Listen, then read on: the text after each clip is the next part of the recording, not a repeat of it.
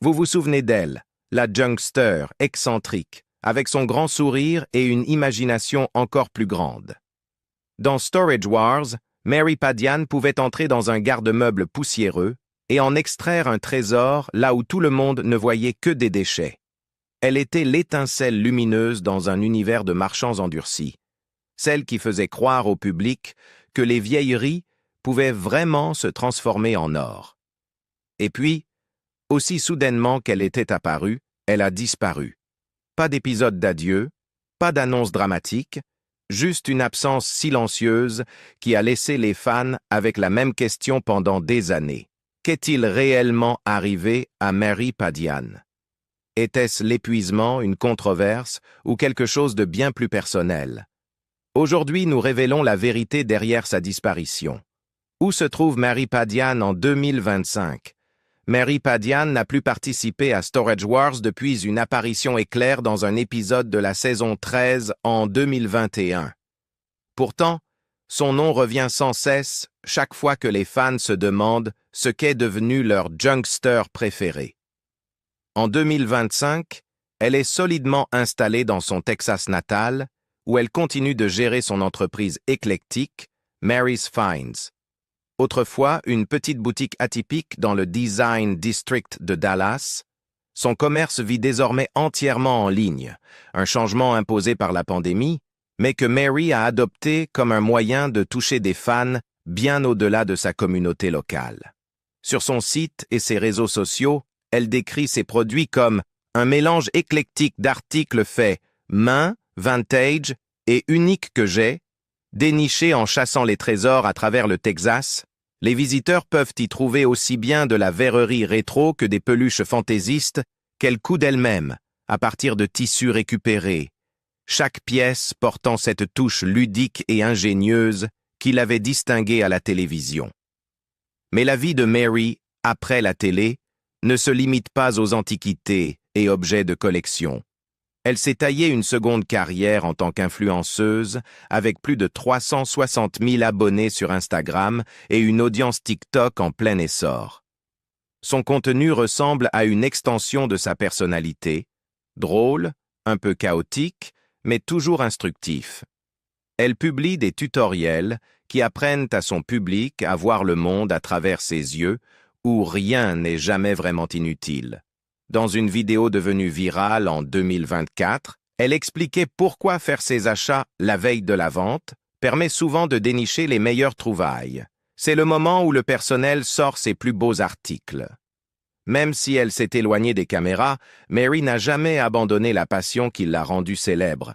Elle l'a simplement intégrée à son quotidien, transformant l'upcycling en véritable mode de vie plutôt qu'en simple activité commerciale. Sur Instagram et TikTok, elle ne se limite pas à montrer le résultat final et soigné.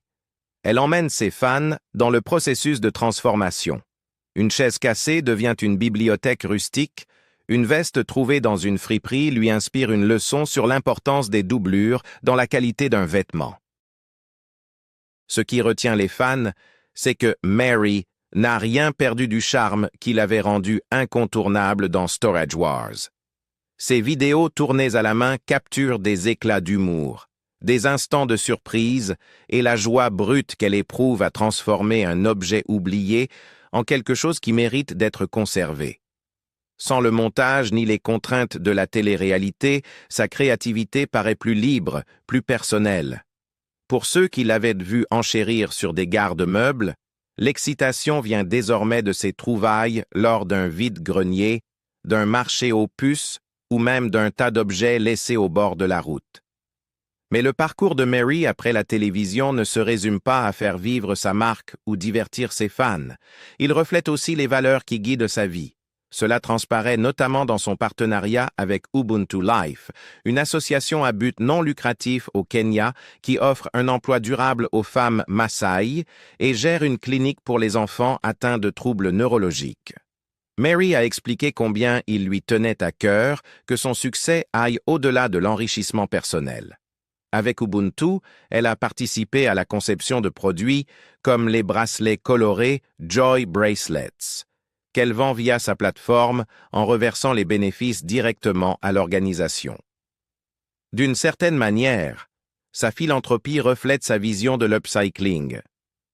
Tout comme elle croit à une seconde vie pour les objets rejetés, elle croit au potentiel de communautés souvent négligées par le marché mondial. Soutenir des femmes au Kenya pour créer, vendre et subvenir à leurs besoins fait écho à son propre parcours. Transformer des restes en trésors. Cette combinaison de créativité et de conscience a donné à la vie de Mary, après Storage Wars, une profondeur que peu avaient imaginée. Pour ceux qui appréciaient sa présence décalée à l'écran, il est rassurant de voir que s'éloigner des projecteurs ne l'a pas diminué. Au contraire, cela lui a permis de se redéfinir selon ses propres termes. De photojournaliste à junkster, Mary Padian est née en 1980 à Dallas, au Texas. Son père, John, travaillait dans la réparation automobile et le recyclage de ferraille, tandis que sa mère, Teresa, venait d'une famille libanaise. Ce mélange de ténacité irlandaise et de résilience libanaise a forgé la vision du monde de Mary. Enfant, elle passait déjà son temps à fouiller dans les casses automobiles, exerçant sans le savoir le talent qui la rendrait plus tard célèbre. Mary a étudié le photojournalisme à l'Université du Texas à Austin, où elle a obtenu son diplôme en 2003. Après ses études, elle a décroché un poste envié au prestigieux Architectural Digest à New York, sous la direction de la légendaire rédactrice Paige Rance. C'est là qu'elle a créé une série de vidéos intitulée Mary's Finds, de courts clips montrant aux spectateurs comment transformer des objets abandonnés en meubles élégants. Mais New York n'était pas chez elle. Rongée par le mal du pays, Mary est rentrée au Texas en 2010 et a ouvert une boutique physique baptisée Mary's Finds, située dans le Design District de Dallas. Elle y vendait des meubles vintage, des bibelots originaux et des objets de décoration faits main, attirant rapidement l'attention des producteurs de Storage Wars, Texas. En 2012, elle fait ses débuts dans la saison 2 aux côtés de l'acheteur chevronné Mo Prigoff. Sa personnalité pétillante, son audace lors des enchères et son don pour transformer des déchets en joyaux lui ont vite conquis un public fidèle. Dès la saison 3, elle était déjà l'une des vedettes du spin-off texan. Et lorsque l'émission a été annulée en 2014, la chaîne A et E n'étaient pas prêtes à se séparer de Mary. Ils l'ont invitée à rejoindre en Californie la version originale, Storage Wars. Pourquoi a-t-elle quitté Storage Wars? L'ascension de Mary Padian dans l'univers de Storage Wars fut presque accidentelle, mais une fois intégrée à la série principale, sa présence est devenue indispensable. Elle a officiellement rejoint le casting principal lors de la saison 6, s'imposant rapidement comme l'une des personnalités les plus reconnaissables du programme. Pendant 5 saisons, de 2014 à 2018, elle a apporté son enthousiasme caractéristique, son œil aiguisé pour dénicher la valeur cachée et son énergie décalée de junkster dans presque chaque épisode. Les téléspectateurs se sont attachés non seulement à ses trouvailles, mais aussi à l'optimisme qu'elle insufflait à des enchères qui laissaient souvent les autres acheteurs désabusés. Sa dernière apparition eut lieu dans l'épisode d'ouverture de la saison 13 en 2021, lorsqu'elle est apparue aux côtés de sa grande amie et collègue Brandy Passante. Ce caméo avait une saveur douce amère. Mary y annonçait son retour au Texas, signalant la fin de son aventure dans la série. Les raisons de son départ n'ont jamais été clairement formulées dans un communiqué officiel.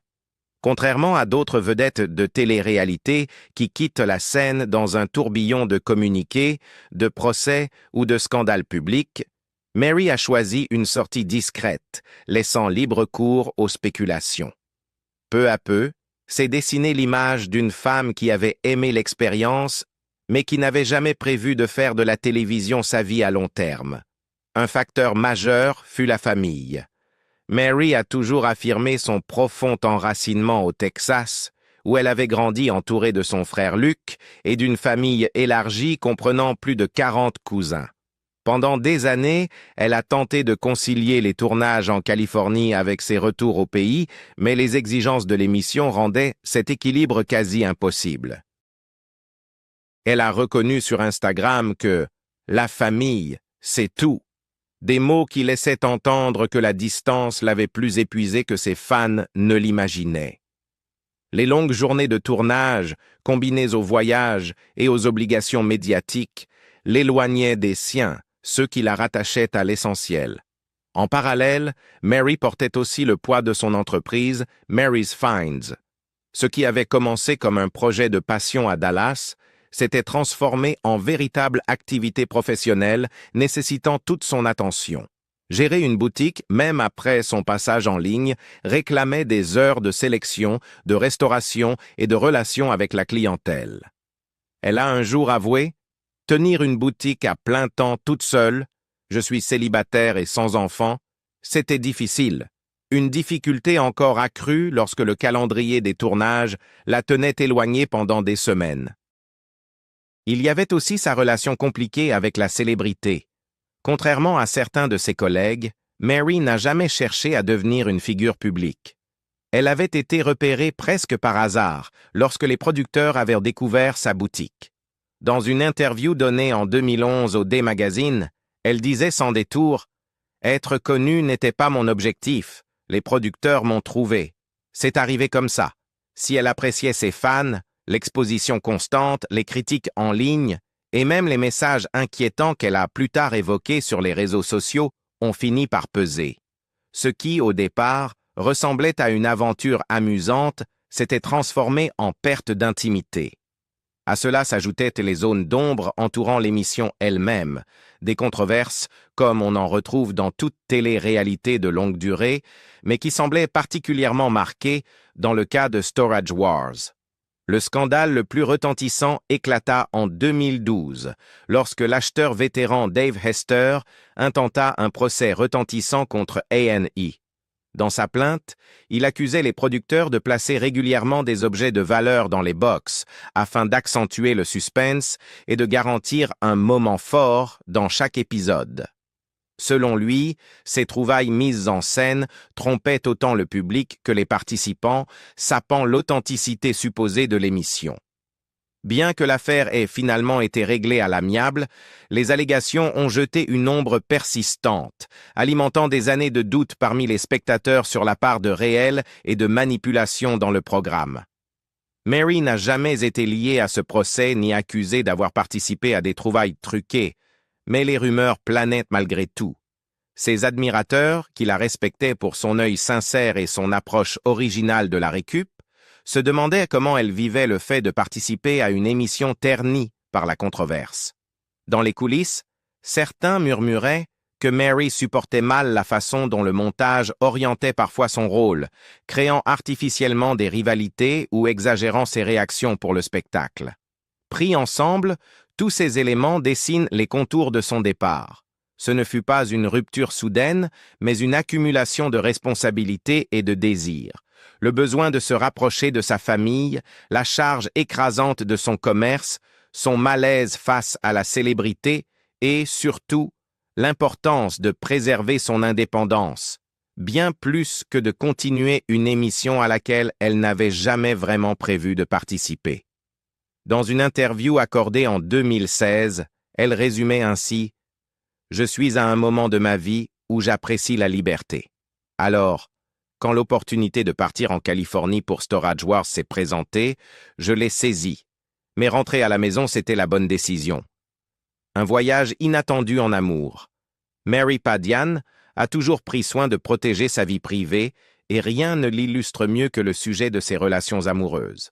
Contrairement à certains de ses collègues de Storage Wars qui partageaient volontiers leur intimité, Mary a presque entièrement tenu la sienne à l'écart du public.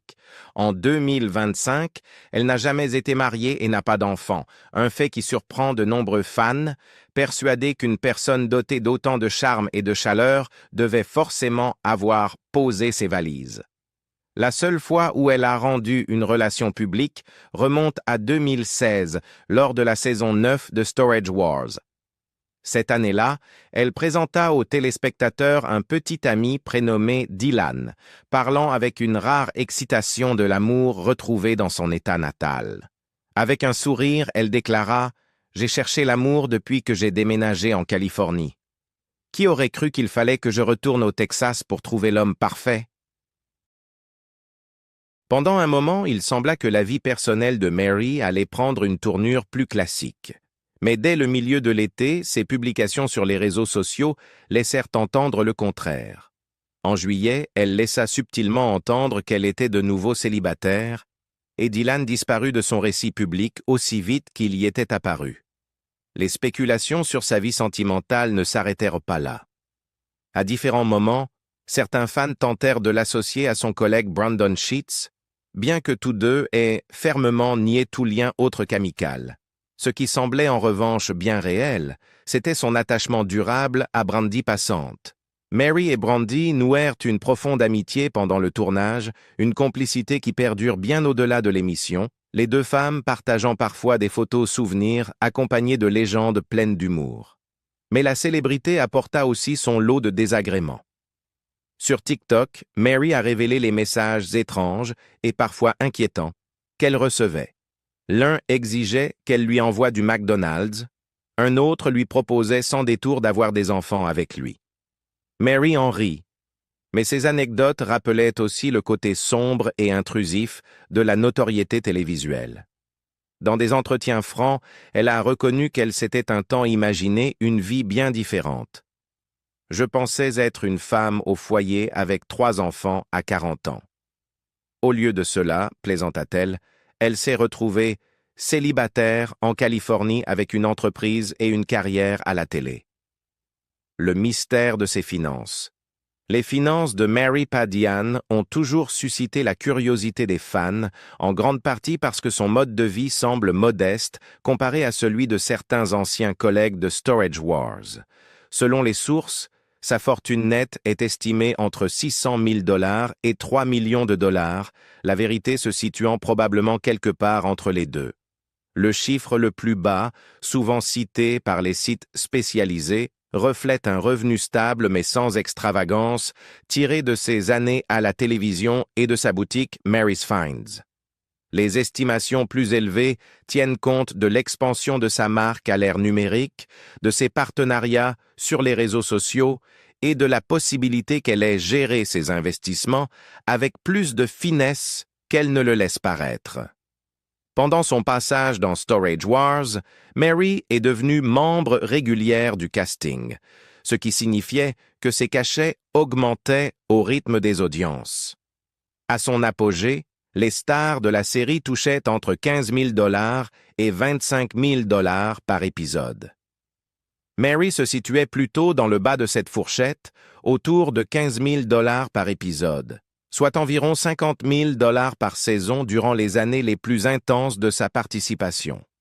Sa boutique Mary's Finds, d'abord physique à Dallas, a migré en ligne pendant la pandémie. Ce qui la distingue, c'est qu'elle a su conserver la même énergie décalée et imprévisible qui faisait son charme à la télévision. Les fans peuvent y commander des objets vintage, de la céramique, de la verrerie, ou encore ces fameuses mystery boxes remplies d'un assortiment aléatoire de trouvailles. Ces boîtes, généralement vendues autour de 55 $, sont devenues une source de revenus régulière et une façon ingénieuse pour Mary de monétiser sa réputation de reine du junk transformée en trésor. En dehors du commerce, Mary a pleinement intégré l'économie des influenceurs. Elle maintient une forte présence sur Instagram, où elle promeut non seulement ses propres trouvailles, mais aussi des collaborations avec des marques de vêtements comme Rekuchi, ou encore des produits de bien-être destinés à une audience majoritairement féminine. Sur des plateformes comme Cameo, elle propose des vidéos personnalisées, messages d'anniversaire ou encouragement à ceux qui acceptent de payer. Et même si elle ne cherche plus la célébrité télévisuelle, elle apparaît parfois lors de conventions, de ventes aux enchères de garde-meubles ou de salons vintage, où elle touche des cachets de présence et des honoraires de conférencière. Ce qui entretient les spéculations, Ce n'est pas seulement ce qu'elle gagne, mais la manière dont elle se présente. En 2024, elle a été critiquée par certains fans qui l'accusaient de faire semblant d'être fauchée en vendant des photos dédicacées et de petits articles en ligne. Pour ses détracteurs, cela paraissait étrange pour quelqu'un qui avait figuré dans l'une des émissions de télé-réalité les plus lucratives du câble. Ses défenseurs, toutefois, sont montés au créneau en rappelant que les salaires de la télé-réalité, même confortables, ne garantissent pas une fortune durable. Mary elle-même a laissé entendre qu'elle privilégiait l'indépendance à l'excès, ce qui explique peut-être pourquoi elle évite d'exhiber ses finances comme certains de ses collègues. En 2025, l'estimation la plus largement acceptée situe la fortune nette de Mary Padian autour de 600 000 $, un chiffre cohérent avec ses revenus télévisés, sa boutique en ligne et ses modestes partenariats sur les réseaux sociaux. Les projections les plus optimistes la rapprochent du million de $, suggérant qu'elle a bâti une fortune discrète mais durable. Quoi qu'il en soit, elle est loin d'être la personnalité la plus riche issue de Storage Wars. Ce titre revient à Barry Weiss, qui a transformé sa personnalité excentrique et son flair pour les affaires en une fortune avoisinant les 10 millions de $.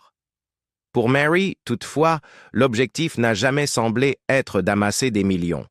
Son attention reste centrée sur la créativité, la communauté et le frisson de la découverte. Un style de vie qui la rend à la fois accessible et mystérieuse depuis son départ de la télévision. Ses trouvailles les plus spectaculaires. La réputation de Mary dans Storage Wars ne reposait pas seulement sur sa personnalité lumineuse et son énergie joyeuse. Elle s'est construite grâce aux trésors remarquables, parfois complètement insolites, qu'elle parvenait à dénicher. Les téléspectateurs ne s'y rendaient pas uniquement pour voir son sourire illuminer un box poussiéreux, mais pour s'émerveiller devant les artefacts improbables qu'elle sortait de cartons oubliés et de mal négligés. L'un de ses moments les plus commentés fut celui où elle mit la main sur une grenade en céramique, que certains experts estimaient remonter à l'Empire byzantin. L'objet, censé avoir contenu le fameux feu grégeois, arme redoutée des batailles navales antiques, fut décrit par Mary, mi-fascinée, mi-incrédule, comme le napalm de Byzance. Un autre moment marquant eut lieu lorsqu'elle ouvrit une malle remplie de souvenirs de la Seconde Guerre mondiale. On y trouva des paquets de cigarettes encore scellés mais jaunis par le temps, de fragiles lettres d'amour écrites par de jeunes soldats à leurs fiancés restés au pays, ainsi que des uniformes imprégnés de l'odeur d'une autre époque. Ces aventures la menèrent aussi vers des objets moins chargés d'histoire, mais tout aussi étonnants. Un lot de selles de chameaux, fabriqués en Asie au XVIIIe siècle, devint l'une de ses trouvailles les plus lucratives, évaluée à plusieurs milliers de $. Bien qu'encombrante et lourde, Mary s'émerveilla de leurs détails raffinés, preuve qu'un objet utilitaire pouvait aussi être une œuvre d'art. Et puis, il y eut les découvertes plus sombres et troublantes, comme ce jour où elle souleva un drap poussiéreux pour révéler une étagère remplie d'urnes. Certaines contenant les cendres d'animaux de compagnie, d'autres, selon les documents trouvés à côté, renfermant les restes de plusieurs ex-maris d'une ancienne propriétaire. Ces découvertes firent des épisodes de Mary parmi les plus inoubliables de la série, mais elles alimentèrent aussi les doutes sur l'authenticité de l'émission. Les critiques, et même d'anciens membres du casting, accusaient depuis longtemps les producteurs d'introduire volontairement des objets de valeur ou choquants pour gonfler l'audience.